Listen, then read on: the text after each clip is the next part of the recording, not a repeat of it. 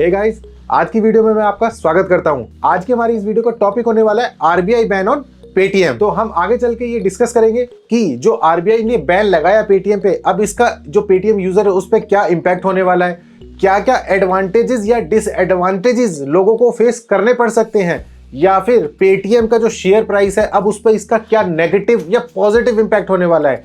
जो overall credit rating agencies हैं जो शेयर्स को क्रेडिट रेटिंग देती हैं, उनकी अब पेटीएम के बारे में क्या विचारधारा है। तो चलिए शुरू करते हैं अपनी वीडियो को और मैं आपके साथ अपने मोबाइल की स्क्रीन शेयर करता हूं। तो सीधा अपना आरबीआई की वेबसाइट खोल लेते हैं। आरबीआई की वेबसाइट खोलने के बाद यहाँ पे प्रेस रिलीज में आ रहा है action against Paytm payments bank under section 35A of the banking regulation act. अब जैसे कि आप देख सकते हैं 31 जनवरी 2024 को जो आरबीआई ने प्रेस रिलीज इशू करी, इसके थ्रू उन्होंने पेटीएम पे बैन लगा दिया। अब हम इस प्रेस रिलीज को डिटेल में समझते हैं कि इस प्रेस रिलीज में आरबीआई ने क्या बोला है पेटीएम यूजर्स को या फिर पेटीएम को। वैसे तो ये पूरा का पूरा नोटिफिकेशन है पूरा इंग्लिश लैंग्वेज में, बट मैं आपकी सहूलियत के लिए इसको प्लेन और हिंदी लैंग्वेज में समझा देता हूं ताकि आपको इसको समझने में कोई भी दिक्कत या परेशानी ना हो। हम अपना थर्ड पॉइंट देख लेते हैं। इसमें लिखा हुआ है नो फर्दर डिपॉजिट्स और क्रेडिट ट्रांजैक्शंस और top up shall be allowed in any customer accounts.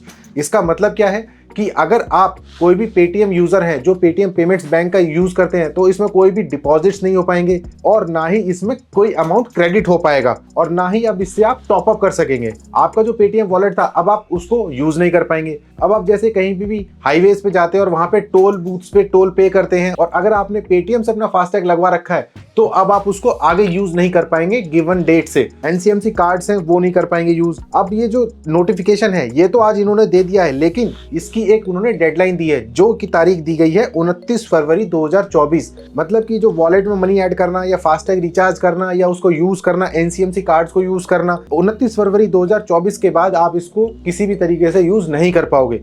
लेकिन अगर आपने किसी भी ऐसी स्कीम में या किसी भी डिपॉजिट्स में या फिर कहीं और ऐसी जगह पैसा लगा रखा है या फिर आपके पेटीएम पेमेंट्स बैंक में कहीं से कोई स्कीम का फंड आने वाला है, इंटरेस्ट आने वाला है, कोई स्कीम का रिवॉर्ड आने वाला है, तो वो 29 फरवरी के बाद भी जारी रहेगा। उसमें कोई भी दूर दूर तक दिक्कत परेशानी नहीं है। सेकंड पॉइंट बात करता है कि फॉर एग्जांपल अगर आपके पेटीएम वॉलेट में या फास्टैग में कोई रिचार्ज अमाउंट पड़ा हुआ है, फॉर एग्जांपल 500 या 1000 रुपए, तो इसका अभी आपके ऊपर कोई डायरेक्ट इंपैक्ट नहीं होने वाला। मतलब कि अगर आपका रिचार्ज अमाउंट अभी भी पड़ा है और आप उसको 29 फरवरी के बाद भी यूज कर रहे हैं तो आप उसको बेहिचक यूज कर पाएंगे जब तक कि आपका वो फंड बैलेंस पड़ा रहता है। लेकिन आप इसमें कोई भी और रिचार्ज या मनी ऐड नहीं कर पाएंगे। तीसरा पॉइंट है no other banking services other than those referred in to above like fund transfer, DBP, OU and UPI facility should be provided by the bank after 29 फरवरी 2024। इसका मतलब क्या है, 29 फरवरी 2024 के बाद जो पेटीएम बैंक है वो आपको जो फंड ट्रांसफर की फैसिलिटी देती है, जैसे कि आप इसको आईएमपीएस के थ्रू फंड भेज दो, एनईएफटी से भेज दो या यूपीआई पेमेंट कर दो, वो फैसिलिटी 29 फरवरी के बाद पेटीएम के जो यूजर्स हैं वो यूज नहीं कर पाएंगे। यूपीआई से पेमेंट कर देते थे वो भी 29 फरवरी के बाद आप पेटीएम के थ्रू नहीं कर पाओगे। अगर आप किसी दूसरे ऐप का यूज करते हो जैसे कि फोन पे, मोबीक्विक या भीम यूपीआई, गूगल पे, वहां से ये सर्विसेज आपकी 100% अवेलेबल रहेंगी, वहां से आप इनको यूज कर पाओगे। लेकिन ये सारी सर्विसेज पेटीएम के लिए बैन हो जाएंगी। अपना जो फोर्थ पॉइंट है, the nodal accounts of 197 communication limited and Paytm bank services are to be terminated at the earliest in any case not later than 29 फरवरी 2024। इसका मतलब है पेटीएम पेमेंट्स बैंक या फिर 197 कम्युनिकेशन के जो नोडल अकाउंट्स हैं उनको किसी भी हालात में 29 फरवरी 2024 से पहले टर्मिनेट करने ही करने पड़ेंगे। फिफ्थ पॉइंट है settlement of all pipeline transaction in nodal accounts in respect of all transaction initiated on और before 29 Feb 2024 shall be completed by 15th of March and no further transaction shall be permitted thereafter. इसका मतलब है 29 फरवरी 2024 तक जो भी Paytm deposit से withdrawal की services ले रहा है या दे रहा है उसको किसी भी हालात में 29 फरवरी तक जो ट्रांजैक्शन हुई उसको 15 मार्च 2024 तक 100% खत्म कर देनी है या फिर सेटल कर देनी है। इसके बाद में कोई भी आरबीआई की तरफ से इनको डेट एक्सटेंड नहीं होने वाली। अब ये पेटीएम तो बैन हो गया, लेकिन अब इसका इंपैक्ट इसके शेयर्स पे डायरेक्ट देखा जा रहा है। जैसे ही 31 जनवरी को आरबीआई ने पेटीएम बैन किया और एक को मार्केट जैसे ही ओपन हुआ पेटीएम का शेयर धड़ाम हो गया 20% के लोअर सर्किट के साथ। और जिस तरीके की ये न्यूज है उससे तो ऐसा लग रहा है कि इसके कुछ दिनों तक लोअर सर्किट पे लोअर सर्किट लगेंगे। अब मैं आपसे एक न्यूज आर्टिकल भी शेयर कर देता हूं जो कि पेटीएम बैन की न्यूज के बाद आया है।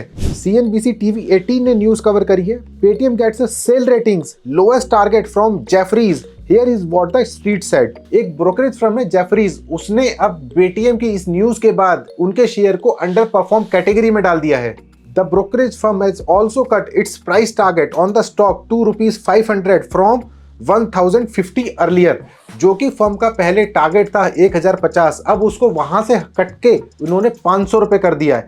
यानी कि आने वाले दिनों में हो सकता है कि आपका पेटीएम का शेयर 500 रुपए या उससे नीचे आता नजर आ जाए। इसी न्यूज आर्टिकल में नीचे और कहा जा रहा है, this is the lowest price target on the street currently for the Vijay Shekhar Sharma owned Paytm aggregator. It is also the only sell or equivalent rating among the 16 analysts that track the stock as of date। जो विजय शेखर शर्मा जी की Paytm owned company है उसका ये lowest cell target है, और जो बाकी बड़ी बड़ी 16 एनालिस्ट फर्म है उन्होंने भी इसी टारगेट के आसपास टारगेट्स दिए हुए हैं। इसी आर्टिकल में नीचे आरबीआई एक्शंस के बारे में जो 197 कम्युनिकेशन जो पेरेंट कंपनी है पेटीएम की, उसने बोला है कि आरबीआई की इस बैन से उनको 300 से 500 करोड़ की अपनी annual earnings before interest and tax पे फर्क पड़ता नजर आ जाएगा सीधा। तो अगर आप भी पेटीएम यूजर हैं तो उसमें अगर आपका कोई भी वॉलेट बैलेंस पड़ा हुआ है, फास्टैग में बैलेंस पड़ा हुआ है, तो उसको या तो यूज कर लीजिए या फिर वहां से विड्रॉ कर लीजिए। आज की वीडियो में बस इतना ही। बस अगर आपके कोई भी रिलेटिव या फ्रेंड्स पेटीएम यूजर हैं, जो कि होंगे ही, तो ये वीडियो उनके साथ जरूर शेयर करें। हो सकता है आपके इस एक वीडियो शेयर से उनके वॉलेट में जो फंड पड़ा हुआ है उसको वो टाइम से विड्रॉ कर पाए और उनका नुकसान होने से बच जाए। थैंक यू सो मच, मिलते हैं अपनी नेक्स्ट वीडियो में।